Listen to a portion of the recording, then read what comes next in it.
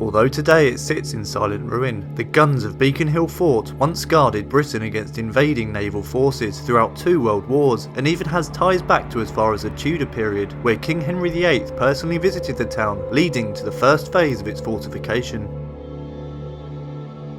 Harwich in Essex has a long military and naval history, with its name even deriving from the Old English word Herwick, which means military settlement. Due to its strategic coastal position, it's long been a target for enemy invasion, and so developed a number of fortifications, one of which, the Harwich Redoubt Fort, we actually investigated last year, where we recorded a number of seemingly paranormal events. Today, however, our focus turns to Beacon Hill Fort, the largest and oldest of the fortifications in Harwich. In 1543, King Henry VIII visited Harwich, and in seeing its strategic position, commissioned the construction of 3 blockhouses, one of which stood near the current Beacon Hill Fort. These timber buildings, however, were abandoned within just 10 years, only to be briefly revived in 1588 upon an increasing threat from the Spanish Armada. Unfortunately, the site of these blockhouses no longer exists due to coastal erosion. In the early 19th century, a number of buildings and a gun battery were constructed to support the nearby Redoubt Fort to the north, but once again, within a matter of years, the sea also claimed these buildings.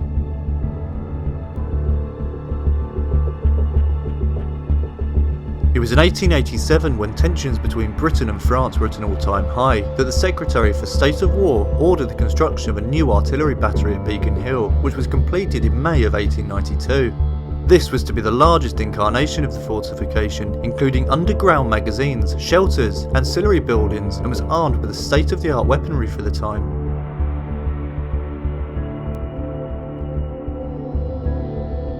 During both the First and Second World War, updates and improvements were carried out to ensure a formidable defence against any German forces planning an invasion on Britain, before its decommissioning and retirement from military use in 1956. The entire site then sat silent and derelict for over 60 years.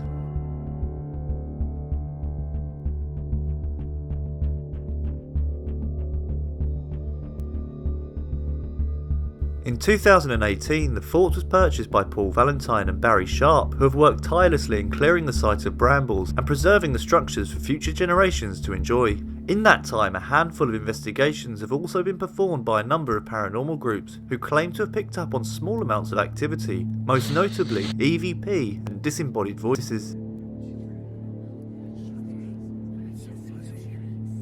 So in 1999, the body of a young man was actually found in one of the tunnels here, and he'd been completely burnt to death. Now, although no foul play was found in the autopsy, his death remains a mystery. Now, the consensus is that he set himself on fire. Whether that was through suicide or whether that was through an accident, no one really knows. But the most morbid thing about it is that whilst this place was derelict, his body had been laying down here for about a week, and there'd been local children that had come in and obviously play in the area, and had started to mutilate his dead body, which is pretty disturbing. Now, again, because it's only, just over 20 years ago this happened, it's still living memory. He was a real person, he's still got a family, so I don't want to kind of go too far into whether his ghost is haunting here, but that's a pretty brutal way to go, being burnt alive and then having your body mutilated afterwards. So whether, I don't know if there's any kind of remnants of his spirit here or any kind of residual energy from his death, but it's certainly something, that did happen here, and it's something that could potentially tie into the hauntings.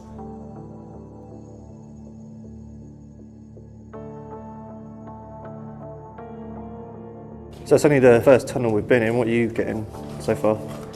I mean, I don't know if it's because it's daytime, but it's certainly creepy, but it doesn't feel necessarily scary right now. No.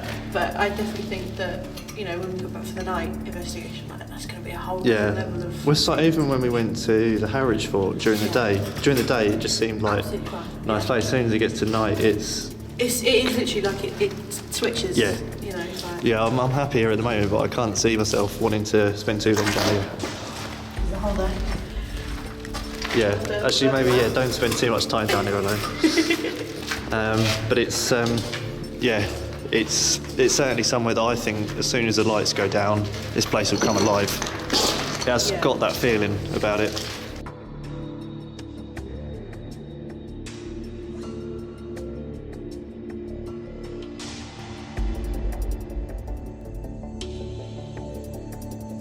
So the thing is, this place, obviously, it was never used in battle. There was never any kind of really intense military activity here other than people being stationed and the anticipation of war.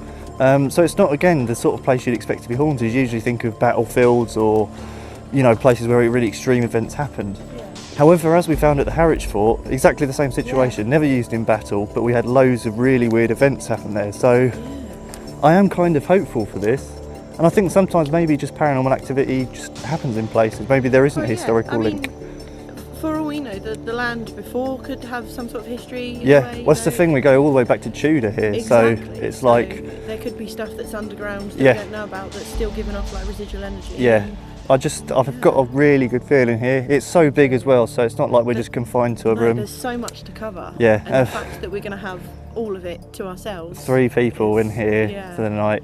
And one thing I think we're going to have to do, literally because we've got so much ground to cover in such sort of amount of time, we are going to have to split up. Yeah, which is absolutely terrifying. But, you know, at the same time... We'll do short straws for the tunnels. But, yeah. Although James isn't here at the moment, so maybe we'll just give James a short straw in the tunnel. Do you know what? Yeah, James can have all the tunnels. That's his fault for being not here at the moment. But I can't wait. I think it's going to be probably one of our biggest and probably most tactical investigations as well, just to cover the whole area. Well, I think it's also going to be quite a popular video when it comes out, because obviously the amount of people that are visiting here today and that are interested in the history and everything like that. And when we were filming some bits up there, I was talking to a lady and she said that, you know, there's got to be some sort of paranormal activity here because it's so even when it was all derelict, it was still like a huge part of the Cooney. Like the kids used to come and play here, and it was still, although it was just sat in ruin, it was still important to Harwich. And like what happened with the gentleman in the tunnels, you know, that's still a part of history, and that's still perhaps something that could have some residual energy. Maybe it is just the continued human activity here that's created something.